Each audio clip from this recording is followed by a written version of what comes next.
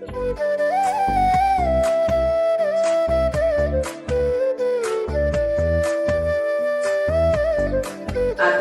ಇಂದಿನ ಗೋಷ್ಠಿಯ ಗಣ್ಯರ ಪರಿಚಯವನ್ನ ಮಾಡಲಿದ್ದಾರೆ ಈ ಹೊತ್ತಿಗೆ ಕಾರ್ಯಕಾರಿ ಸಮಿತಿಯ ಸದಸ್ಯ ಸ್ನೇಹಿತೆ ಸರ್ವಮಂಗಳ ಮೋಹನ್. ಶ್ರೀಮತಿ ರೇಣುಕಾ ಕೊಡಗಟ್ಟಿಯವರ ಕಿರುಪರಿಚಯ. ಶ್ರೀಮತಿ ರೇಣುಕಾ ಕೊಡಗಟ್ಟಿಯವರು ಮೂಲತಃ ರಾಯಚೂರು ಜಿಲ್ಲೆಯ ಮಸ್ಕಿಯವರು. ಸದ್ಯ ಬೆಂಗಳೂರಿನಲ್ಲಿ ವಾಸವಾಗಿದ್ದಾರೆ. ಬರಹಗಾರರಾಗಿ ಗುರುತಿಸಿಕೊಂಡಿರುವ ಇವರು ಕವನ, ಕತೆ, ಜನಪದ, ಪ್ರಬಂಧಗಳು, ಕಿರುಪ್ರಬಂಧಗಳು, ಸಂಶೋಧನೆ ಹೀಗೆ ಹಲವಾರು ವಿಷಯಗಳಲ್ಲಿ ಆಸಕ್ತಿ ಹೊಂದಿದ್ದು ಸಾಹಿತ್ಯ ಸೇವೆಯಲ್ಲಿ ಸಕ್ರಿಯರಾಗಿದ್ದಾರೆ ಹಾಗೂ ಕೃತಿಗಳನ್ನು ಪ್ರಕಟಿಸಿದ್ದಾರೆ. ಇವರ ಪ್ರಕಟಿತ ಕೃತಿಗಳಾದ ನಮ್ಮ ಕನ್ನಡ ಪ್ರೇಮದ ಜ್ಯೋತಿ ಮತ್ತೆ ಅಪರೂಪ, ಇವ್ರದ್ದು ಒಂದು ವಿಶಿಷ್ಟ ಏನು ಅಂದ್ರೆ ವಿಶಿಷ್ಟ ಅಪರೂಪ ಯಾರು ಮುಟ್ಟದೇ ಇರ್ತಕ್ಕಂಥ ವಿಷಯದ ಬಗ್ಗೆ 2 ಪುಸ್ತಕಗಳನ್ನು ಹೊರಗೆ ತಂದಿದ್ದಾರೆ. ಅದು ಅಂದ್ರೆ ಕರ್ನಾಟಕದಲ್ಲಿ ಶವ ಸಂಸ್ಕಾರ, ಕರ್ನಾಟಕದ ಹಿಂದುಳಿದ ಜನಾಂಗದ ಸಮುದಾಯಗಳಲ್ಲಿ ಶವ ಸಂಸ್ಕಾರ ಎಂಬ ಪುಸ್ತಕಗಳು ವಿಶಿಷ್ಟವಾಗಿ ಬಂದಿದ್ದಾವೆ. ನಿಲುಗನ್ನಡಿ ಎನ್ನುವ ಪ್ರಬಂಧ, ಚಿಗುರೊಡೆದ ಬೇರು, ಪಾಟಿ ಚೀಲ ಮಕ್ಕಳ ಕಥಾ ಸಂಕಲನ, ಮಂಜಿನ ಮಣಿ ಸಾಲು ಆಯ್ಕು ಇವರದು, ಭಾಷಾ ವಿಜ್ಞಾನ ಸಂಶೋಧನೆ, ಕರ್ನಾಟಕ ಜನಪದ ಆಟಗಳು ಸಂಪಾದಿತ ಕೃತಿ, ಕಂದಲಿನ ಕುಡಿ ಹಾಗೂ ನಿಲುಗನ್ನಡಿ ಇವರ ಸ್ವರಚಿತ ಕಥಾ ಸಂಕಲನಗಳು. ಪ್ರಶಸ್ತಿಗಳು ಕೂಡ ಹಾಗೆಯೇ ರೇಣುಕಾರವನ್ನು ಅರಸಿ ಬಂದಿವೆ. ಡಾಕ್ಟರ್ ಪಂಡಿತ ಪುಟ್ಟರಾಜ ಸಾಹಿತ್ಯ ಪುರಸ್ಕಾರ ಪ್ರಶಸ್ತಿ, ರಾಜ್ಯ ಪ್ರಶಸ್ತಿ ಬಂದಿದೆ. ಕನ್ನಡ ಸಾಹಿತ್ಯ ಪರಿಷತ್ತಿನಿಂದ ಮಲ್ಲಿಕಾ ದತ್ತಿ ಪ್ರಶಸ್ತಿ, ಕರ್ನಾಟಕದ ಲೇಖಕಿಯರ ಸಂಘದ ತ್ರಿವೇಣಿ ಸಾಹಿತ್ಯ ಪುರಸ್ಕಾರ, ಕರ್ನಾಟಕ ವಚನ ಸಾಹಿತ್ಯ ಪರಿಷತ್ತಿನಲ್ಲಿ ಬಸವಣ್ಣ ಕವನಕ್ಕೆ ಪ್ರಶಸ್ತಿ, ಕರ್ನಾಟಕ ರಾಜ್ಯೋತ್ಸವ ಕಾವ್ಯ ಪುರಸ್ಕಾರ, ಕಂದೀಲು ಕವನಕ್ಕಾಗಿ, ಎಡೆದೊರೆಯ ನಾಡಿನ ಜನಪದ ಸಾಧಕರ ಪ್ರಶಸ್ತಿ, ಶಾರದಾ ಗೋಪಾಲ್ ದತ್ತಿ ಬಹುಮಾನ ಸುನಾಮಿ ಕವನಕ್ಕೆ ದೊರೆತಿದೆ. ಮತ್ತು ಇವರ ಸಮಾಜ ಮತ್ತು ಮಹಿಳೆ ಹಾಗೂ ನಿಲುಗನ್ನಡಿ ಕಿರುಪ್ರಬಂಧಗಳ ಬಗ್ಗೆ ಸಂಶೋಧನಾ ವಿದ್ಯಾರ್ಥಿಗಳಿಂದ ವಿಶ್ಲೇಷಣಾತ್ಮಕ ಅಧ್ಯಯನಗಳು ನಡೆದಿವೆ. ಅವರಿಗೆ ನಮ್ಮ ಈ ಹೊತ್ತಿಗೆ ಬಳಗದಿಂದ ಮತ್ತೊಮ್ಮೆ ಆಧಾರದ ಸ್ವಾಗತವನ್ನು ಕೊಡ್ತಾ ಇದ್ದೇನೆ. ಎಲ್ಲರಿಗೂ ನಮಸ್ಕಾರ.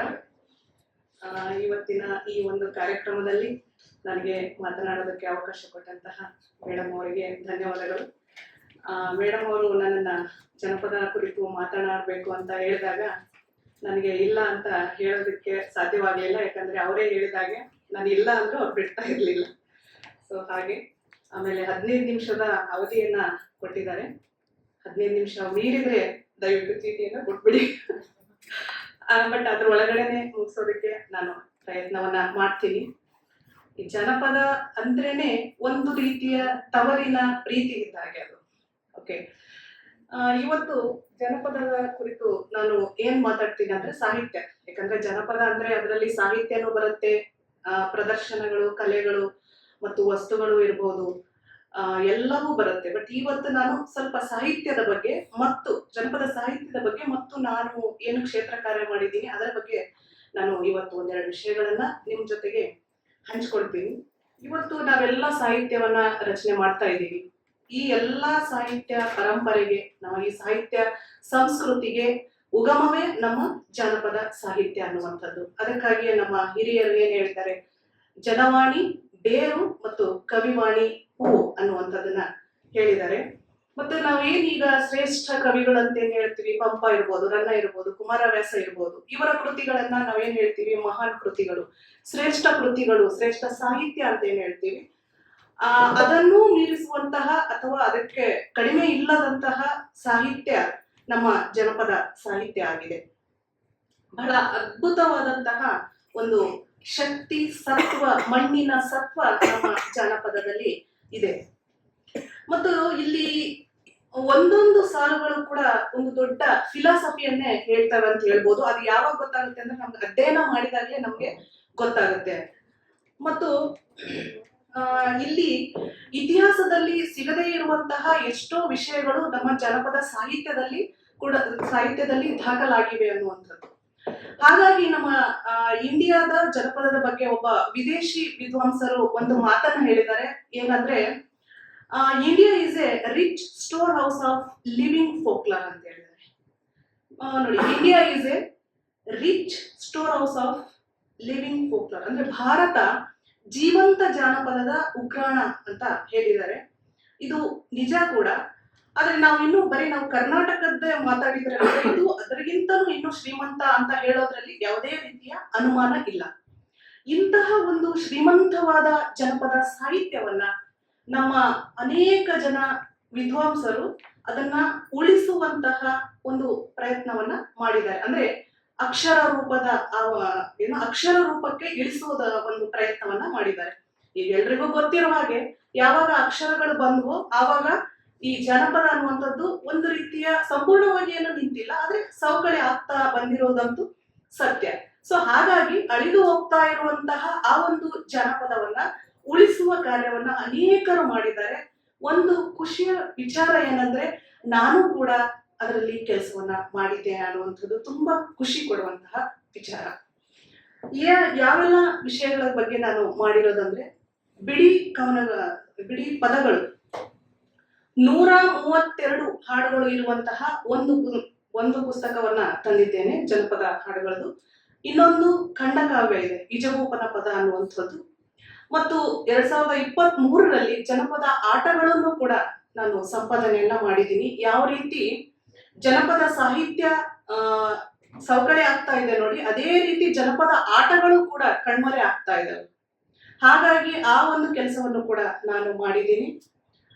ಇನ್ನು ವಿಶೇಷ ಅಂತ ಗುರುತಿಸ್ಕೊಳ್ಳೋದಾದ್ರೆ ನಾನು ಮಾಡಿರುವಂತಹ ಕರ್ನಾಟಕದಲ್ಲಿ ಶವ ಸಂಸ್ಕಾರ ಅನ್ನುವಂಥದ್ದು, ಈ ಒಂದು ವಿಷಯಕ್ಕೆ ಸಂಬಂಧಪಟ್ಟ ಹಾಗೆ ನಾನು 2 ಸಂಪುಟದಲ್ಲಿ ತಂದಿದ್ದೇನೆ. ಈ ವಿಷಯ ಎಲ್ರಿಗೂ ಗೊತ್ತಾಗತ್ತೆ, ಇದು ಎಷ್ಟು ಸೂಕ್ಷ್ಮವಾದ ವಿಚಾರ. ಈ ವಿಷಯವನ್ನು ಹೇಳ್ತಾ ಇದ್ದಾಗೆ ನಮ್ಮ ಮನಸ್ಸಲ್ಲಿ ಏನೋ ಒಂದು ತಲ್ಲಣ ಉಂಟಾಗ್ಬಿಡುತ್ತೆ. ಇಂಥ ವಿಷಯವನ್ನ ನನಗೆ ಯಾಕೆ ಮಾಡ್ಬೇಕು ಅನ್ನಿಸ್ತಂದ್ರೆ, ಹೀಗೆ ನಾನು ಒಂದ್ಸಾರಿ ನಮ್ಮ ಸ್ನೇಹಿತರ ಜೊತೆಗೆ ಮಾತಾಡ್ತಿರ್ಬೇಕಾದ್ರೆ ಬೇರೆ ಬೇರೆ ಭಾಗದಲ್ಲಿ ಬೇರೆ ಬೇರೆ ರೀತಿಯ ಸಂಪ್ರದಾಯಗಳೆಲ್ಲ ಇರೋದು ನನಗೆ ತಿಳಿದು ಬಂತು. ನನಗೆ ಒಂದು ಕುತೂಹಲ, ಯಾಕೆ ಬೇರೆ ಬೇರೆ ತರ ಇದೆ, ಅದಕ್ಕೊಂದು ಏನಾದ್ರೂ ಒಂದು ಕಾರಣ ಇರ್ಬೇಕಲ್ಲ, ಇದನ್ನ ಯಾವ ರೀತಿ ನಾವು ಅಧ್ಯಯನ ಮಾಡಬೇಕು ಅಂತ ನಾನು ಯೋಚನೆ ಮಾಡಿದಾಗ ಬೇರೆ ಬೇರೆ ಭಾಗದ ಲೇಖಕರಿಂದ ನಾನು ಲೇಖನಗಳನ್ನ ಬರೆಸ್ಬೇಕು ಅಂತ ನನಗೆ ತಲೆ ಬಂತು ಮೊದಲನೇದಾಗಿ. ಯಾಕಂದ್ರೆ ಈ ಅಧ್ಯಯನಗಳು ನೋಡಿ ನಾವು ಗ್ರಂಥಾಲಯದಲ್ಲಿ ಕೂತು ಮಾಡೋದಕ್ಕಂತೂ ಆಗೋದಿಲ್ಲ. ಸೊ ಏನಿದ್ರು ಕ್ಷೇತ್ರ ಕಾರ್ಯವನ್ನೇ ನಾವು ಮಾಡ್ಬೇಕು. ಕ್ಷೇತ್ರ ಕಾರ್ಯವನ್ನು ಮಾಡ್ಬೇಕು ಅಂದ್ರೆ ಇದು ಯಾವ್ದೋ ಒಂದು ಹಬ್ಬದ್ದು ಬೇಕಾದ್ರೆ ನಾವು ಖುಷಿಯಿಂದ ಹೋಗಿ ಮಾಡ್ಬಿಡ್ತೀವಿ. ಮದ್ವೆವಿದ್ದು ಜಾತ್ರೆದು ಯಾವ್ದೋ ಒಂದು ಆಚರಣೆಯನ್ನ ಬಹಳ ಖುಷಿಯಿಂದ ಹೋಗಿ ನಾವು ಅಧ್ಯಯನ ಮಾಡ್ಬೋದು, ಮತ್ತೆ ಅದನ್ನ ಹೇಳುವವರು ಕೂಡ ಖುಷಿಯಿಂದ ಹೇಳ್ತಾರೆ. ಬಟ್ ಈ ವಿಷಯ ಏನಿದೆಯಲ್ಲ, ಇದು ಬಹಳ ಸೂಕ್ಷ್ಮವಾದ ವಿಚಾರ ಮತ್ತು ಸಹಜವಾಗಿ ನಾವು ಬೇರೆಯವ್ರ ಹತ್ರ ಹೋಗಿ ಕೇಳೋದಕ್ಕೂ ಕೂಡ ಸಾಧ್ಯ ಆಗೋದಿಲ್ಲ. ಯಾಕಂದ್ರೆ ಸಾಕಷ್ಟು ಕಾರಣ, ಇದು ಒಂದು ಅದರದೇ ಆದಂತಹ ಒಂದು ರೂಲ್ಸ್ ಅನ್ನುವಂಥದ್ದು ಇರುತ್ತೆ. ಎಷ್ಟೋ ಕಡೆ ಬೇರೆಯವ್ರನ್ನೆಲ್ಲ ಎಂಟ್ರಿ ಮಾಡೋದೇ ಇಲ್ಲ. ಇಂಥ ಒಂದು ಸಂದರ್ಭದಲ್ಲಿ ಬೇರೆಯವರಿಗೆ ಬರೋದಕ್ಕೆ ಅವಕಾಶನೇ ಇರೋದಿಲ್ಲ. ಈ ರೀತಿ ಇರುವಾಗ ಇದು ಒಂದು ರೀತಿಯ ನನಗೆ ಚಾಲೆಂಜ್ ಅಂತ ಅನ್ನಿಸ್ತು. ಬಟ್ ಇದನ್ನ ನಾನೇ ಮಾಡ್ತಾ ಕೂತ್ರೆ ಇಡೀ ಜೀವನ ಪೂರ್ತಿ ಆಗುತ್ತೆ ಅಂತ ಹೇಳಿ ಆಯಾ ಭಾಗದ ಲೇಖಕರನ್ನ ಸಂಪರ್ಕಿಸಿ ಲೇಖನವನ್ನ ನಾನು ಬರೆಸೋದಕ್ಕೆ ಪ್ರಯತ್ನವನ್ನ ಮಾಡಿದೆ. ಮಾಡಿದಾಗ ನನಗೆ ಸಾಕಷ್ಟು ರೀತಿಯ ಚಾಲೆಂಜಸ್ ಬಂದ್ವು. ಮೊದಲನೇದಾಗಿ ನಾನು ಕೇಳಿದಾಗ, ಈ ಲೇಖನವನ್ನ ಬರೆದು ಕೊಡಿ ಅಂತ ಕೇಳಿದಾಗ, ಬರೆದು ಕೊಡ್ತೀರಾ ಅಂತ ಕೇಳಿದಾಗ ಸರಿ ಓಕೆ ಅಂತ ಒಪ್ಕೊಂಡ್ಬಿಡ್ತಿದ್ರು. ಬಟ್ ಯಾವಾಗ ಶವ ಸಂಸ್ಕಾರ ಅಂತಂದು ನಾನು ಹೆಸರು ಹೇಳ್ತಿದ್ನೋ ಆವಾಗ ಅವ್ರ ನಿಧಾನಕ್ಕೆ ಹೇಳ್ತಿದ್ರು, ಮೇಡಮ್ ಬೇರೆ ವಿಷಯ ಇದ್ರೆ ಹೇಳ್ರಿ ಅಂತ. ಇದು ಒಂದು ಕೆಟಗರಿ. ಆದ್ರೆ ಇನ್ನು ನೆಕ್ಸ್ಟ್ ಕೆಟಗರಿ ಅವ್ರು ಏನಂದ್ರೆ, ಮೊದ್ಲು ಒಪ್ಕೊಂಡ್ಬಿಡ್ತಿದ್ರು ಬರದಲ್ಲಿ, ಏನೋ ಆಯ್ತು ಬರೆದು ಕೊಡ್ತೀನಿ ಅಂತ. ಬಟ್ ಒಂದ್ 2-3 ದಿನ ಆದ್ಮೇಲೆ ಮತ್ತೆ ಅವಾಗ ಹೇಳೋರು, ಮೇಡಮ್ ಯಾಕೋ ಇದು ನಮ್ಗೆ ಆಗ್ತಾ ಇಲ್ಲ, ಸಾಧ್ಯ ಆಗ್ತಾ ಇಲ್ಲ ಅನ್ನೋರು. ಇದು 2ನೇ ಕೆಟಗರಿ. ಇನ್ನು 3ನೇ ಕೆಟಗರಿ ಯಾವ ರೀತಿ ಅಂದ್ರೆ, 1 ತಿಂಗಳು 2 ತಿಂಗಳು ಪಾಪ ಅವರೆಲ್ಲ ಪ್ರಯತ್ನ ಮಾಡೋರು, ಅದನ್ನ ಅವ್ರು ನಿಭಾಯಿಸೋದಕ್ಕೂ ಕೂಡ ಆಗ್ಲಾರ್ದೇನೆ ಕೈ ಬಿಟ್ಬಿಟ್ಕೊಳ್ಳೋರು. ಈ ರೀತಿ ಸಾಕಷ್ಟು ಜನ ಮೊದ್ಲು ಒಪ್ಕೊಳ್ಳೋದು ಆಮೇಲೆ ಬಿಡೋದು, ಈ ರೀತಿ ಎಲ್ಲ ಆಯ್ತು. ಆಮೇಲೆ ಇನ್ನು ಕೆಲವರು ಏನಾಯ್ತು ಅಂದ್ರೆ, ಅದನ್ನ ಯಾವ ರೀತಿ ಲೇಖನದಲ್ಲಿ ಇಡಬೇಕು ಅನ್ನೋದೇ ಗೊತ್ತಾಗ್ಲಿಲ್ಲ. ಯಾಕಂದ್ರೆ ಈ ವಿಷಯಕ್ಕೆ ಸಂಬಂಧಪಟ್ಟ ಹಾಗೆ ಲೇಖನಗಳು ತುಂಬಾ ಅಂದ್ರೆ ತುಂಬಾ ಕಡಿಮೆ, ಅದರಲ್ಲೂ ಕನ್ನಡದಲ್ಲಿ ಇಲ್ವೇ ಇಲ್ವಾ ಅನ್ನೋಷ್ಟು ಮಟ್ಟಿಗೆ ಈ ವಿಷಯಕ್ಕೆ ಸಂಬಂಧಪಟ್ಟ ಹಾಗೆ ಎಲ್ಲಿಯೂ ಮಾಹಿತಿ ಇರ್ಲಿಲ್ಲ. ಸೊ ಅದಕ್ಕೆ ನಾನೇನ್ ಮಾಡಿದೆ ಅಂದ್ರೆ, ಒಂದು 20 ಪಾಯಿಂಟ್ಸ್ ಗಳನ್ನ ಮಾಡಿದೆ.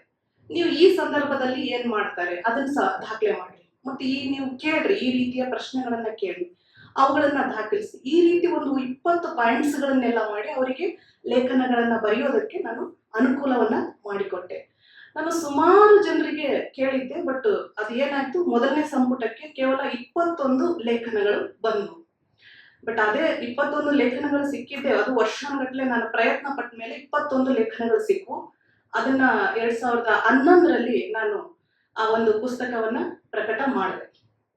ಅಲ್ಲಿ ಸಿಕ್ಕಂತಹ ಇನ್ನೊಂದು ಒಂದು ಮಹತ್ವದವಾದ ವಿಷಯ ಏನಂದ್ರೆ, ಆ ಒಂದು ಪುಸ್ತಕದಲ್ಲಿ ಈರುಳಿಗರು, ಒಂದು ಬುಡಕಟ್ಟು ಜನಾಂಗ ಈರುಳಿಗರು ಅಂತ ಏನ್ ಬರ್ತಾರಲ್ಲ, ಆ ಜನಾಂಗದ ಶವ ಸಂಸ್ಕಾರ ಪದ್ಧತಿ ನನಗೆ ಮತ್ತೆ ಕಾಡೋದಕ್ಕೆ ಶುರುವಾಯ್ತು.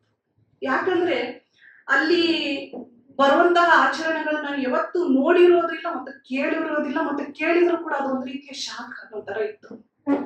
ಸೊ ಹಾಗಾಗಿ ನಾನು ಏನ್ ಮಾಡಿದೆ, ಇನ್ನು ಬುಡಕಟ್ಟು ಜನಾಂಗದ ಇನ್ನೊಂದು ಪುಸ್ತಕವನ್ನ ಮಾಡ್ಬೇಕು ಅಂತೇಳಿ ಪ್ರಯತ್ನ ಪಟ್ಟೆ. ಇದು ಕೂಡ ನನಗೆ ಬಹಳ ಚಾಲೆಂಜಸ್ ಆಯ್ತು. ಯಾಕಂದ್ರೆ ಇಲ್ಲಿ ಫೇಮಸ್ ಇರುವಂತಹ ಒಂದು ಆಚರಣೆಗಳನ್ನ ಬರೆಯುವಂತವ್ರದೇ ಕಷ್ಟ ಇರ್ಬೇಕಾದ್ರೆ, ಇನ್ನು ಬುಡಕಟ್ಟು ಜನಾಂಗದ್ದು ಮತ್ತಷ್ಟು ನನಗೆ ಚಾಲೆಂಜ್ ಆಯ್ತು. ಆಮೇಲೆ ಎಷ್ಟೋ ಸಾರಿ ನನಗೆ ಇದನ್ನ ಯಾಕಾದ್ರೂ ತಗೊಂಡು ಬಿಟ್ಬಿಡ್ಬೇಕು ಅನ್ನೋಷ್ಟು ಮಟ್ಟಿಗೂ ಆಯ್ತು. ಬಹಳ ಕಷ್ಟ ಆಯ್ತು ಅದು. ಬಟ್ ಆದ್ರೂ ಕೂಡ ಇದೊಂದು ಪ್ರಾಥಮಿಕ ಮಾಹಿತಿ ಮಾತ್ರ ನಾನು ಕಲೆ ಹಾಕ್ತಾ ಇರೋದು. ಈ ಮಾಹಿತಿಯನ್ನ ನಾನು ಕಲೆ ಹಾಕಿದ್ರೆ ಮುಂದೆ ಸಂಶೋಧನೆ ಮಾಡೋರಿಗೆ ಇದು ತುಂಬಾ ಸುಲಭ ಆಗುತ್ತೆ ಅನ್ನೋ ಕಾರಣಕ್ಕೆ ನಾನು ಬಿಡದಂತೆ ಮತ್ತೆ ಒಂದು ಪುಸ್ತಕವನ್ನ ಮಾಡಿದೆ. ಅದು 2020ರಲ್ಲಿ ಬಂತು. ಅದೇನಂದ್ರೆ ಕರ್ನಾಟಕದ ಬುಡಕಟ್ಟು ಮತ್ತು ಹಿಂದುಳಿದ ಸಮುದಾಯಗಳಲ್ಲಿ ಶವ ಸಂಸ್ಕಾರ ಪದ್ಧತಿ ಅಂತೇಳಿ ಅದು ಒಂದು ಪುಸ್ತಕವನ್ನ ಕೂಡ ತಂದೆ. ಇವತ್ತಿನ ದಿನ ಸಾಕಷ್ಟು ಜನ PhD ಮಾಡುವಂಥವರಿಗೆ ಇದೊಂದು ಆಧಾರ ಗ್ರಂಥ ಆಗಿದೆ ಅಂತಂದು ಆಗಿರೋದು ನನಗೆ ಒಂದು ರೀತಿಯ ಸಮಾಧಾನ ಆಗಿದೆ. ಬಟ್ ಇನ್ನಷ್ಟು ಅಧ್ಯಯನಗಳು ಆಗ್ಬೇಕಾಗಿದೆ. ಬೇರೆ ಬೇರೆ ಭಾಷೆಗಳಲ್ಲಿ ಈ ವಿಷಯಕ್ಕೆ ಸಂಬಂಧಪಟ್ಟ ಹಾಗೆ ಅಧ್ಯಯನಗಳು ಆಗಿವೆ, ಬಟ್ ಕನ್ನಡದಲ್ಲಿ ಅಷ್ಟಾಗಿ ಆಗಿಲ್ಲ.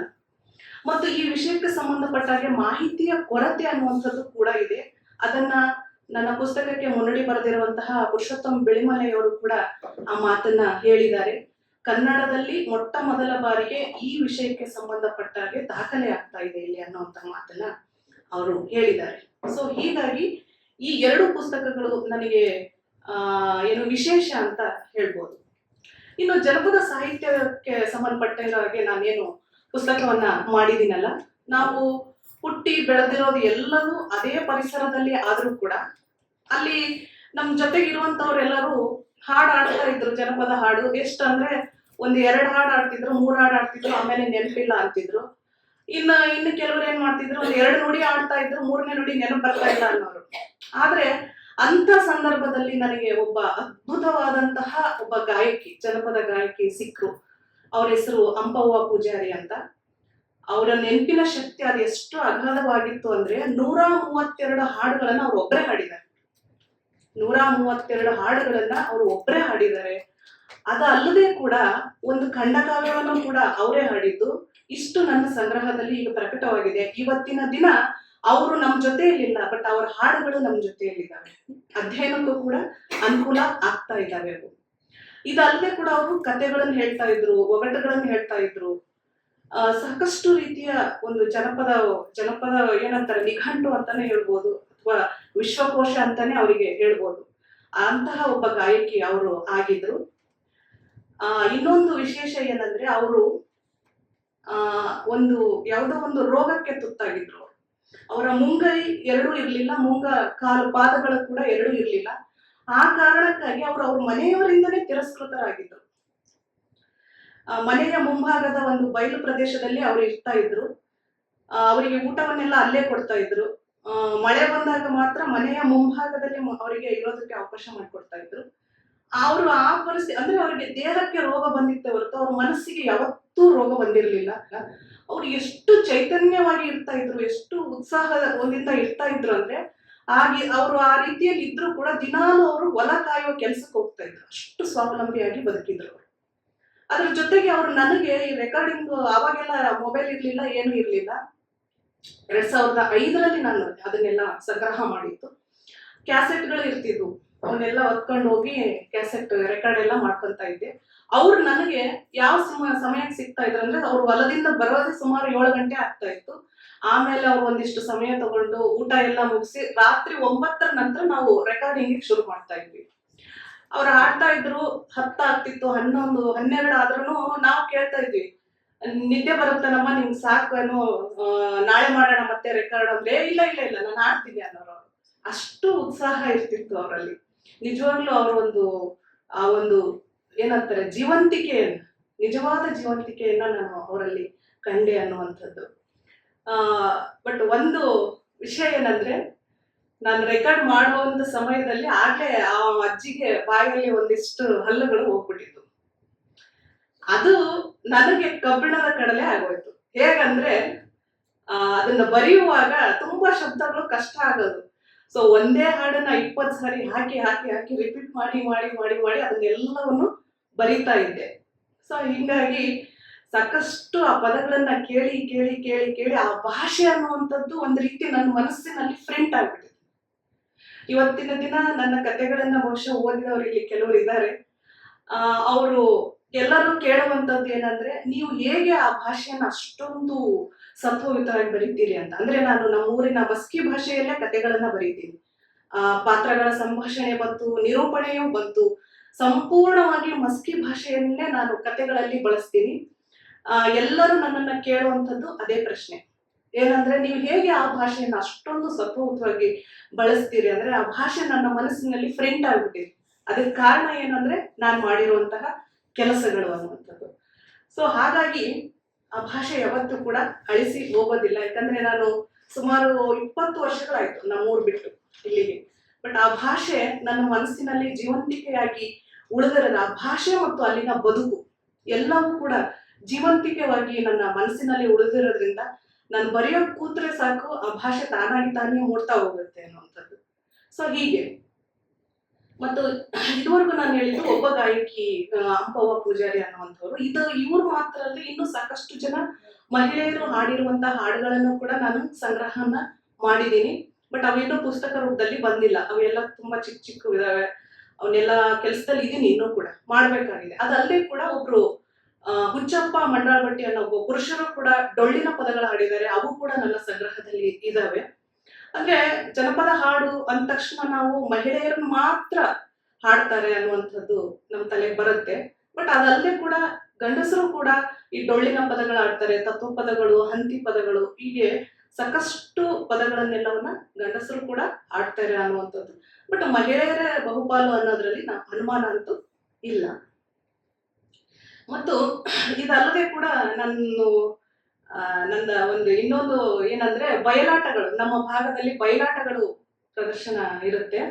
ಆ ಬಯಲಾಟಗಳು ಪಠ್ಯಗಳು ಕೂಡ ಕಣ್ಮರೆ ಆಗ್ತಾ ಇದಾವೆ ಅಂತೇಳಿ ಆ ಬಯಲಾಟಗಳ ಪಠ್ಯಗಳನ್ನು ಕೂಡ ನಾನು ಸಂಗ್ರಹ ಮಾಡಿದ್ದೆ. ಸುಮಾರು ಒಂದು 20 ಮಾಡಿದ್ದೆ. ಬಟ್ ನನ್ನ ಬ್ಯಾಡ್ ಲಕ್ ಅನ್ಸುತ್ತೆ, ನಾವು ಮನೆಯನ್ನ ಬದಲಾಯಿಸುವಾಗ ಅದೆಲ್ಲವೂ ಕೂಡ ಮಿಸ್ ಆಗ್ತಿದೆ. ಸೊ ಹಾಗಾಗಿ ಈಗ ನನ್ನ ಸಂಗ್ರಹದಲ್ಲಿ ಅದಿಲ್ಲ. ನೋಡೋಣ, ಮುಂದಿನ ದಿನಗಳಲ್ಲಿ ಏನಾದ್ರೂ ಸಾಧ್ಯವಾದ್ರೆ ಅದನ್ನ ಮಾಡೋಣ. ಬಟ್ ಈಗ ಏನಾಗ್ತಾ ಇದೆ ಅಂದ್ರೆ, ಇಷ್ಟೆಲ್ಲವನ್ನ ನಾನು ಮಾಡಿದೆ ಅಂತ ಹೇಳ್ತಾ ಇದ್ದೀನಿ. ಬಟ್ ಇದು ಜನಪದವನ್ನ ನಾವು ಯಾವ ರೀತಿ ಮಾಡಿದಂತಂದ್ರೆ, ಉಳಿಸಿದೀವಿ ಕರೆಕ್ಟ್. ಬಟ್ ಇದೇನಾಯ್ತು, ವಸ್ತು ಸಂಗ್ರಹಾಲಯದಲ್ಲಿ ಒಂದು ವಸ್ತುವನ್ನ ಪ್ರದರ್ಶನಕ್ಕೆ ಇಟ್ಟಂತೆ ಆಯ್ತು ಹೊರತು ಬಳಕೆ ಆಗ್ತಾ ಇಲ್ಲ. ಯಾವಾಗ ನಾವು ಈ ಜನಪದವನ್ನ ಹಾಡ್ತೀವೋ, ಕಲಿಸ್ತೀವೋ, ಆವಾಗ ಮಾತ್ರ ಇದು ನಿಜವಾಗ್ಲೂ ಜೀವಂತಿಕೆಯಾಗಿ ಮುಂದುವರಿಯುತ್ತೆ, ಉಳಿಯುತ್ತೆ ಅನ್ನುವಂಥದ್ದು. ಅದರ್ವೈಸ್ ಏನಾಗುತ್ತೆ, ಇದು ವಸ್ತು ಸಂಗ್ರಹಾಲಯದಲ್ಲಿ ಇಟ್ಟಂತಹ ವಸ್ತುವಿನ ಪ್ರದರ್ಶನದಂತೆ ಆಗತ್ತೆ. ಹಾಗಾಗಿ ಇದನ್ನ ಸಿನಿಮಾಗಳಲ್ಲಿರ್ಬೋದು, ನಾಟಕಗಳಿರ್ಬೋದು, ಅಥವಾ ಶಾಲೆಗಳಲ್ಲಿ ಮಕ್ಕಳಿಗೆ ಕಲಿಸುವಂತಹ ಕಾರ್ಯಗಳು ಆಗ್ಬೇಕಾಗಿದೆ ಅನ್ನುವಂಥದ್ದು. ಯಾಕಂದ್ರೆ ಜನಪದ ಅಂದ್ರೆ ಅದು ಚಲನಶೀಲವಾದದ್ದೇ ಹೊರತು ಅದು ನಿಂತ ನೀರಲ್ಲ. ಯಾವತ್ತಿಗೂ ಕೂಡ ನಿಂತ ನೀರಲ್ಲ. ಈಗ ಒಂದು ಹಾಡನ್ನ ನೋಡಿ ನೀವು, ಒಬ್ರು ಯಾವ್ದೋ ಒಂದು ಹಾಡನ್ನ, ಜನಪದ ಹಾಡನ್ನ ಹಾಡ್ತಿರ್ತಾರಂದ್ರೆ ಅದೇ ಹಾಡನ್ನ ಬೇರೆಯವರು ಹಾಡಿದಾಗ ಅದಾಗ್ಲೇ ಒಂದಷ್ಟು ಸಾಲುಗಳು ಬೇರೆ ಆಗಿರುತ್ತೆ. ಅಲ್ಲಿ ಆ ಊರಿನ ದೇವರು ಹೋಗಿ ಇನ್ನೊಂದು ತಮ್ಮ ಊರಿನ ದೇವರು ಸೇರ್ಪಡೆ ಆಗಿರುತ್ತೆ. ಮತ್ತೆ ಆ ಊರ ಗೌಡನ ಹೆಸರು ಹೋಗಿ ಇನ್ನೊಂದು ತಮ್ಮ ಊರಿನ ಗೌಡನ ಹೆಸರು ಸೇರ್ಪಡೆ ಆಗಿರುತ್ತೆ. ಸೊ ಹೀಗೆ ಇನ್ನು ನಮ್ಮ ಜನಪದ ಒಂದು ಎಷ್ಟು ಸಮೃದ್ಧವಾದದ್ದು ಅಂದ್ರೆ, ಅದು ಒಂದು ತ್ರಿಪದಿಯಲ್ಲಿ ಹೇಳ್ತಾರೆ. ಏನಂದ್ರೆ, ಆಗ್ಯಾವ ನಮ್ಮ ಜ್ವಾಳ, ಉಳದಾವ ನಮ ಹಾಡು, ಈಗ ಸಾಕವ್ವ ನಿನಕಲ್ಲು, ಕೈಯಾನ ಬೆರಳಿನ ಉಂಗೂರು ಸವದಾವ ಅಂತ. ನೋಡಿ ಎಷ್ಟು ಅದ್ಭುತವಾಗಿದೆ. ಜ್ವಾಳ ಬೀಸೋದೆಲ್ಲ, ಜ್ವಾಳ ಎಲ್ಲ ಖಾಲಿ ಆಯ್ತು, ಆದ್ರೆ ನಮ್ಮ ಹಾಡು ಇನ್ನೂ ಉಳಿದಾವೆ. ಎಷ್ಟು ಬೀಸಿದೀವಿ ಅಂದ್ರೆ ಕೈಯಲ್ಲಿರೋ ಬೆರಳಿನ ಉಂಗುರ ಕೂಡ ಸೌದಿದೆ ಅಂತಂದು ಹೇಳ್ತಾರೆ. ಸೊ ಹಾಗೆ ಆಮೇಲೆ ಇವರ ಒಂದು ಬದುಕು ಅದೆಷ್ಟು ಸ್ವಾಭಿಮಾನದಿಂದ ಇತ್ತು ಅನ್ನೋದಕ್ಕೆ ಒಂದು ತ್ರಿಪದಿ ಇದೆ. ಏನಂದ್ರೆ, ಅಲ್ಲಾದವಳ ಮನೆಗೆ ಅಡಿಕೆಗೆ ನಾವೋದೆ, ಬಿಚ್ಚಿ ಆಡವಳ್ಳ ಬಿಳಿ ಮಾತ, ಅವಳೆದೆ ಮೇಲೆ ಬಿಚ್ಚುಗತ್ತಿಯಾಗಿ ಮೆರೆದೇನ ಅಂತಂದೆ ಅಂತಾರೆ. ಬರೀ ಅದ್ಭುತವಾದಂತಹ ತ್ರಿಪದಿಗಳು ಇವು. ಮತ್ತು ಈಗ ಕಾಲಕ್ಕೆ ಅನುಗುಣವಾಗಿ ಹೊಸ ಹೊಸ ವಿಷಯಗಳು ಏನೇನ್ ಬರ್ತಾವ ಅವೆಲ್ಲವೂ ಕೂಡ ಜನಪದದಲ್ಲಿ ಸೇರ್ಪಡೆ ಆಗ್ತಾ ಹೋಗ್ತವೆ ಅನ್ನುವಂಥದ್ದು. ಈಗ ಕನ್ನಡ ಅನ್ನುವಂಥದ್ದು ಕೂಡ ನಮ್ಮ ಜನಪದದಲ್ಲಿ ಯಾವ ರೀತಿ ಬಂದಿದೆ ಅಂದ್ರೆ, ಈಗ ಬದುಕಿನ ಒಂದು ಭಾಗವೇ ದೇವರಿಗೆ ಸಂಬಂಧಪಟ್ಟಿರೋ ಸಾಕಷ್ಟು ಹಾಡುಗಳು ಜನಪದದಲ್ಲಿ ನೋಡ್ತೀವಿ. ಆ ದೇವರ ಹಾಡಿನಲ್ಲಿಯೂ ಕೂಡ ಕನ್ನಡವನ್ನ ಯಾವ ರೀತಿ ತಂದಿದ್ದಾರೆ ನಮ್ಮ ಜನಪದರು ಅಂದ್ರೆ, ಒಂದು ಹಾಡನ್ನ ಸ್ವಲ್ಪ ಹಾಡಿ ಹೇಳ್ತೀನಿ. ಏನಂದ್ರೆ, ಹೋಗಿ ನೋಡನ ನಡಿಯ ಕೂಪಿ ಸ್ವಾಮಿಯ ಗುಡಿಯ, ಸುತ್ತಲ ಪವಳಿ ಕಮಲಾವೇ ನಮ್ಮ ಕನ್ನಡ ಪ್ರೇಮದ ಜ್ಯೋತಿ. ನೋಡಿ, ಕನ್ನಡವನ್ನು ಕೂಡ ಅವರು ತಮ್ಮ ಹಾಡಿನಲ್ಲಿ ತಂದ್ಬಿಟ್ರು. ಸೊ ಈ ಸಾಲು ನನಗೆ ತುಂಬಾ ಇಷ್ಟ ಆಯ್ತು. ಅದಕ್ಕೆ ನನ್ನ ಪುಸ್ತಕದ ಹೆಸರು ಕೂಡ ನಮ್ಮ ಕನ್ನಡ ಪ್ರೇಮದ ಜ್ಯೋತಿ ಅನ್ನುವಂಥದ್ದೇ ನಾನು ಇಟ್ಟಿದ್ದೀನಿ. ಮತ್ತೆ ಈ ಪುಸ್ತಕದಲ್ಲಿ ಎಲ್ಲಾ ಸಾಕಷ್ಟು ವಿಷಯಗಳಿಗೆ ಸಂಬಂಧಪಟ್ಟಿರುವಂತಹ ಹಾಡುಗಳು ಇದಾವೆ. ಅದು ಬಸವಣ್ಣ ಇರ್ಬೋದು, ಪುರಂದರದಾಸರು ಇರ್ಬೋದು, ಅಷ್ಟೇ ಅಲ್ಲ ಗಾಂಧೀಜಿ ಕೂಡ ಬಂದಿದ್ದಾರೆ. ಮತ್ತು ನಾನು ಈಗಾಗಲೇ ಹೇಳಿದ್ನಲ್ಲ, ಹೊಸ ಹೊಸ ವಿಷಯಗಳೆಲ್ಲವೂ ಯಾವ ರೀತಿ ಸೇರ್ಪಡೆ ಆಗ್ತವೆ ಅನ್ನೋದಕ್ಕೆ ಈಗ ಇತ್ತೀಚೆಗೆ ಬಂದಿರೋ ಕೊರೋನಾದ ಮೇಲೆ ಕೂಡ ಹಾಡುಗಳು ಬಂದಿದ್ದಾವೆ, ಮತ್ತು ಇಂಗ್ಲಿಷಿನ ಮೇಲೆ ಕೂಡ ಸಾಕಷ್ಟು ಹಾಡುಗಳು ಬಂದಿದ್ದಾವೆ. ಈ ಇಂಗ್ಲಿಷ್ ಮೇಲೆ ಬಂದಿರುವಂತಹ ಹಾಡುಗಳು ನನ್ನ ಒಂದು ಪುಸ್ತಕದಲ್ಲಿಯೂ ಕೂಡ ಇದೆ. ಅದು ಯಾವ ರೀತಿ ಅಂದ್ರೆ, ಈ ಮದುವೆ ಸಂದರ್ಭದಲ್ಲಿ ಬೀಗರನ್ನ ಎದುರುಗೊಳ್ಳೋ ಪದಗಳಂತ ಹೇಳ್ತಾರೆ ನೋಡಿ, ಅಂತ ಸಂದರ್ಭದಲ್ಲಿ ಆಡುವಂತಹ ಒಂದು ಹಾಡಿನಲ್ಲಿ ಕೂಡ ಯಾವ ರೀತಿ ಬರುತ್ತಂದ್ರೆ, ABCD ಕಲಿಯದವಗ ಏನ ಮಗಳ ಕೊಟ್ಟಿರಿ, ABCD ಕಲಿಯದವಗ ಏನ ಮಗಳ ಕೊಟ್ಟಿರಿ, ಏನ ಮಗಳ ಕೊಟ್ಟಿರಿ, ತಿಳಿದು ಮೋಸ ಹೋಗಿರಿ ಅಂತ. ಹೀಗೆ ನೋಡಿ, ಇಂಗ್ಲಿಷ್ ಅನ್ನೋದು ಎಷ್ಟು ಇಂಪಾರ್ಟೆಂಟ್ ಆಗಿತ್ತು ಅನ್ನೋದನ್ನ ಈ ಹಾಡಿನ ಮೂಲಕ ಜನಪದರು ಹೇಳ್ತಾರೆ ಅನ್ನುವಂಥದ್ದು. ಮತ್ತು ಇತ್ತೀಚಿನ ದಿನಗಳಲ್ಲಿ ಮದುವೆ ಅಂದ್ರೆ ಸಾಕು ಬರೀ ಸಿನಿಮಾ ಹಾಡುಗಳನ್ನೆಲ್ಲ ಹಾಕ್ತಾರೆ. ಬರೀ ಆ ರೀತಿ ಡ್ಯಾನ್ಸ್ ಮಾಡೋದು ಆ ರೀತಿ ಇರುತ್ತೆ. ಅದ್ರ ಬದಲಾಗಿ ಈ ಜನಪದ ಹಾಡುಗಳೇನಿದಾವಲ್ಲ, ಬೀಗರನ್ನ ಎದುರುಗೊಳ್ಳುವಂತಹ ಸಾಕಷ್ಟು ಅದ್ಭುತವಾದಂತಹ ಹಾಡುಗಳಿದಾವೆ. ಅವುಗಳನ್ನೆಲ್ಲವನ್ನು ಕೂಡ ಒಂದು ಕಡೆ ನಾವು ಒಂದು ಆಲ್ಬಮ್ ಆಗಿ ಒಂದು ಹಾಡಿನ ರೂಪದಲ್ಲಿ ತಂದಾಗ, ಮದುವೆ ಸಂದರ್ಭದಲ್ಲಿ ಅವನ್ನು ಕೂಡ ಹಾಕಿದ್ರೆ ನಮ್ಮ ಒಂದು ಜನಪದನೂ ಉಳಿಯುತ್ತೆ, ನಮ್ಮ ಸಂಪ್ರದಾಯನೂ ಉಳಿಯುತ್ತೆ, ಬಹಳ ಚೆನ್ನಾಗೂ ಇರುತ್ತೆ ಅಂತ ಅನ್ನುವಂಥದ್ದು. ಮತ್ತು ಇಲ್ಲಿ ಎಷ್ಟು ಚೆನ್ನಾಗಿರ್ತವೆ ಅನ್ನೋದಕ್ಕೆ ಇನ್ನೊಂದೆರಡು ಹಾಡುಗಳನ್ನ ನಿಮ್ಗೆ ಪರಿಚಯ ಮಾಡಿಸ್ತೀನಿ. ಬೀಗರು ತಮ್ಮ ಒಂದು ಗತ್ತನ್ನ ಯಾವ ರೀತಿ ಹೇಳ್ಕೊಡ್ತಾರಂದ್ರೆ, ತೋರಿಸ್ತಾರೆ, ಹಾಡಿನ ಮೂಲಕ ಹೇಳ್ತಾರಂದ್ರೆ, ಭಿನ್ನ ಹೇಳಲು ಬಂದೀವಿ ಬೀಗರ ನಿಮಗ ಭಿನ್ನ ಹೇಳಲು ಬಂದೀವಿ ಅಂತೇಳಿ. ಆಮೇಲೆ ಏನ್ ಹೇಳ್ತಾರೆ, ಗಂಜಿ ಸೀರ್ ಉಡುವರ್ ನಾವು ಗನ್ನದ ಬಟ್ಟ ಅಂದಿಡುವರ್ ನಾವು, ಗಂಜಿ ಸೀರ್ ಉಡುವರ್ ನಾವು ಗನ್ನದ ಬಟ್ಟ ಇಡುವರ್ ನಾವು, ತಹಶೀಲ್ದಾರ್ನ ತಂಗಿಯರ್ ನಾವು ಮುನುಸೂಬನ ಹೆಂಡರು ಬಂದೀವಿ ಭಿನ್ನ ಹೇಳಲು ಬಂದೀವಿ. ನೋಡಿ, ನಾವು ಎಷ್ಟು ಶ್ರೀಮಂತರು ಅನ್ನೋದನ್ನ ಈ ಹಾಡಿನಲ್ಲಿ ಹೇಳ್ತಾರೆ. ಬಟ್ ಇವು ಬೀಗರನ್ನ ಎದುರುಗೊಳ್ಳೋ ಪದಗಳು ಯಾವತ್ತು ಇದೇ ರೀತಿ ಇರ್ತವೆ, ತಮ್ಮದನ್ನ ಗ್ರೇಟ್ ಅಂತ ಹೇಳ್ಕೊಳ್ಳುವಂತವೇ ಇರ್ತವೆ. ಮತ್ತ ಇನ್ನೊಂದು ಹಾಡು, ಇದು ಕೂಡ ಬೀಗರಿಗೆ ಸಂಬಂಧಪಟ್ಟಿದ್ದು. ಏನಂದ್ರೆ, ಅಪ್ಪಳ ಸಂಡಿ ಗುಪ್ಪಿನಕಾಯಿ ತುಪ್ಪ ನೀಡುವ ಸೂಜಿಗ, ಸೂಜಿಲು ತುಪ್ಪ ಸುರಂಗದೊಳಗಿ ಸೂರ್ಯ ಮಾಡಳವ ಬೀಗತಿ ಅಂತ. ನೋಡಿ, ಈ ಪದಗಳನ್ನ ನಾವು ಇವತ್ತು ಎಷ್ಟೆಲ್ಲ ಜನ ಬರಿತೀವಿ, ಈ ರೀತಿಯ ಅದ್ಭುತವಾದಂತಹ ಒಂದು ಪದಗಳ ಜೋಡಣೆ ಎಲ್ಲಿ ಕಾಣೋದಕ್ಕೆ ಸಾಧ್ಯ ಆಗುತ್ತೆ. ಇನ್ನೊಂದು ಹಾಡು, ಸರಕ ಸರಿತಲ್ಲ ಬೀಗರ ಸ್ವರೂಪ ತಿಳಿತಲ್ಲ, ಈ ರೀತಿ. ಈ ಒಂದು ಪುಸ್ತಕದಲ್ಲಿ ಸುಮಾರು ಬೀಗರಿಗೆ ಸಂಬಂಧಪಟ್ಟಿರುವಂತಹ ಸಾಕಷ್ಟು ಹಾಡುಗಳು ಇದಾವೆ.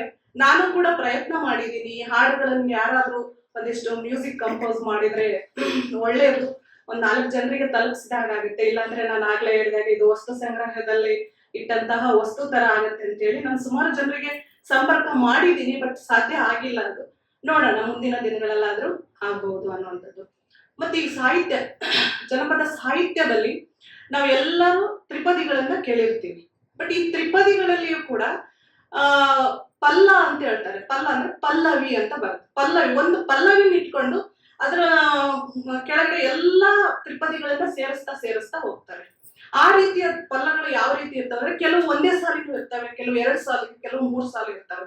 ಅದಕ್ಕೆ ಅದರದೇ ಆದಂತಹ ಒಂದು ಧಾಟಿ ಇರುತ್ತೆ. ಅದನ್ನ ಇಟ್ಕೊಂಡು ಒಂದೊಂದೇ ಹಾಡುಗಳನ್ನೆಲ್ಲವನ್ನು ಸೇರಿಸ್ತಾ ಹೋಗ್ತಾರೆ. ಅದ್ರಲ್ಲಿ ಒಂದು ಎಕ್ಸಾಂಪಲ್ ಹೇಳ್ಬೇಕಂದ್ರೆ, ಒಂದ್ ಸಾಲಿಂದ ಒಂದು ಪಲ್ಲ ಯಾವ್ದಂದ್ರೆ, ಗೊನಿಬಾ ನಮ್ಮನಿಗೋಗನು ಅಂತ ಈ ರೀತಿ ಬರುತ್ತೆ. ಅದಕ್ಕೆ ತ್ರಿಪದಿಯಿಂದ ಇರೋ 3 ಸಾಲನ್ನ ಅವರು ಒಡೆದು ಆಡ್ತಾರೆ. ಯಾವ ರೀತಿ ಅಂದ್ರೆ, ಅಚ್ಚೇರು ಉಂಗೂರ ಬಿಚ್ಚ ಕಾಲುಂಗೂರ ಗಚ್ಚಿನ ಬಾಯಿ ಇಳದಳ, ಗೊನಿಬಾನು ಮನಿಗೋಗಾನು ಗಚ್ಚಿನ ಬಾಯಿ ಇಳದಾಳ ನನ್ನ ಮಗಳು ಚೊಚ್ಚಲ ಬಸರ ನಿಜವಿನ. ಹೀಗೆ ಈ ರೀತಿ ಇದು ಒಂದು ಸಾಲಿನ ಪಲ್ಲ. ಇನ್ನೊಂದೆರಡು ಬರ್ತವೆ. ಅವು ಏನಂದ್ರೆ ಒಂದು 2-3 ಸಾಲು ಬರುತ್ತೆ. ಅದಕ್ಕೆ ಅದರದೇ ಆದಂತಹ ಧಾಟಿ ಕೂಡ ಬೇರೆ ಇರುತ್ತೆ. ಒಬ್ಬ ಗೆಳತಿ ತನ್ನ ಗೆಳತಿನ ಕರಿಬೇಕಾದ್ರೆ ಅದು ಎಷ್ಟು ಚಂದ ಕರೀತಾಳೆ ಅಂದ್ರೆ, ಬಾರೆಣ್ಣು ಬಂದವ ಗೆಳತಿ ಬಾಜರದ ಗಿಳದವ, ಸುಳ್ಳಲ್ಲ ಗೆಳತಿ ನನ್ನಾಣೆ ಹೊಡೆತ ಬಾರೆಣ್ಣು ಬಂದವ. ನೋಡಿ, ಬಾರೆಹಣ್ಣು ಎಲ್ರಿಗೂ ಗೊತ್ತಿರ್ಬೋದು ಅಂತ ಒಂದು ಬಾರೆಹಣ್ಣು ಬಾಜಾರದಲ್ಲಿ ಬಂದಿದ್ದೇವೆ, ಬಾ ಅಂತ ಕರೀತಾಳೆ. ಇವತ್ತಿನ ದಿನ ನಾವು ಸ್ನೇಹಿತರನ್ನ ಕರಿಬೇಕಾದ್ರೆ ಇಷ್ಟೊಂದು ಸಂಭ್ರಮದಿಂದ ಕರಿತೀವ? ಇಲ್ಲ. ಸೊ ಈ ಒಂದು ಜೀವಂತಿಕೆ ಅನ್ನುವಂಥದ್ದು, ಇಷ್ಟೊಂದು ಸಂಭ್ರಮ ಅನ್ನುವಂಥದ್ದು ನಾವು ಜನಪದದಲ್ಲಿ ಕಾಣೋದಕ್ಕೆ ಸಾಧ್ಯ ಆಗುತ್ತೆ ಅನ್ನುವಂಥದ್ದು. ಮತ್ತು ಇವತ್ತಿನ ದಿನ ಏನಾಗಿದೆ ಅಂದ್ರೆ, ಜನಪದ ಸಾಹಿತ್ಯದಲ್ಲಿ ಇರಬಹುದು, ಅದು ಉಡುಗೆ ತೊಡುಗೆ ಸಂಪ್ರದಾಯ ಎಲ್ಲದರಲ್ಲಿಯೂ ಕೂಡ ಬದಲಾವಣೆ ಅನ್ನುವಂಥದ್ದು ಬರ್ತಾ ಇದೆ. ಬದಲಾವಣೆ ಬೇಡವಾ ಅಂತಂದ್ರೆ, ಬದಲಾವಣೆ ಜಗದ ನಿಯಮ ಆಗಿರೋದ್ರಿಂದ ನಾವು ಬದಲಾವಣೆ ಬೇಡ ಅಂತ ಹೇಳೋದಕ್ಕೆ ಆಗೋದಿಲ್ಲ. ಆದ್ರೆ ಇವತ್ತಿನ ದಿನಾನು ಕೂಡ ಹಳ್ಳಿಗಳಲ್ಲಿ ನಾವು ಹೋಗಿ ನೋಡಿದ್ರೆ ಈ ಹಾಡುಗಳನ್ನ ಹಾಡುವವರು ಇದ್ದಾರೆ, ಮತ್ತು ಹೊಸದಾಗಿ ಹಾಡುಗಳು ಕೂಡ ಇನ್ನೂ ಹುಟ್ಟುತ್ತಾ ಇದ್ದಾವೆ ಅನ್ನುವಂಥದ್ದು ನಿಜ. ಆದ್ರೆ ನಗರ ಪ್ರದೇಶಕ್ಕೆ ಹೋಲಿಸಿದಾಗ ಇದು ವಿರಳ ಆಗಿದೆ.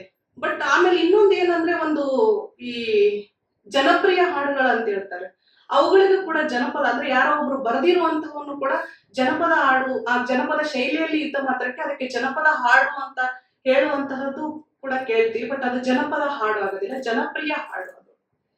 ಹೀಗೆ ಮತ್ತು ಈಗ ಎಷ್ಟೋ ಜನ ಹಳ್ಳಿಗಳನ್ನ ಬಿಟ್ಟು ನಗರ ಪ್ರದೇಶಕ್ಕೆ ಬರ್ತಾರೆ ದುಡಿಯೋದಕ್ಕೆ ಅಂತ.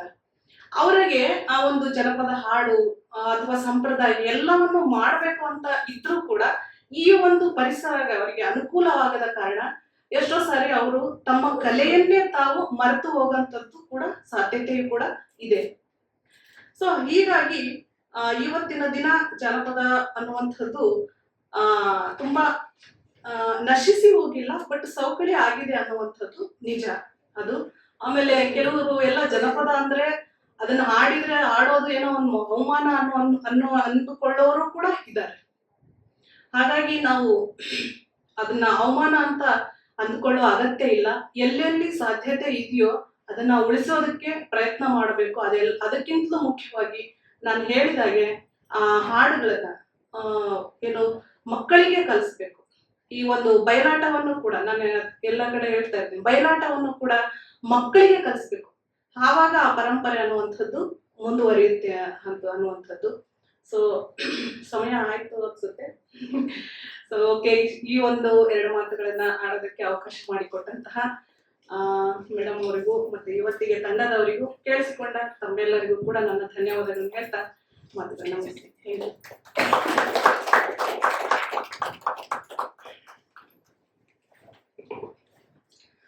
ಹಲಗೆಯ ಹಿಡಿದಿಲ್ಲ, ಬಳಪಾದಿ ಬರದಿಲ್ಲ, ಶ್ರೀ ಗುರು ನಮಗೆ ಕಲಿಸಿಲ್ಲ, ಸಾಲಿ ಎಂಬುದು ನಮಗೆ ಗೊತ್ತಿಲ್ಲ. ಒಬ್ಬ ಜನಪದ ತಾಯಿ ಹೇಳುವಂತ ಮಾತು.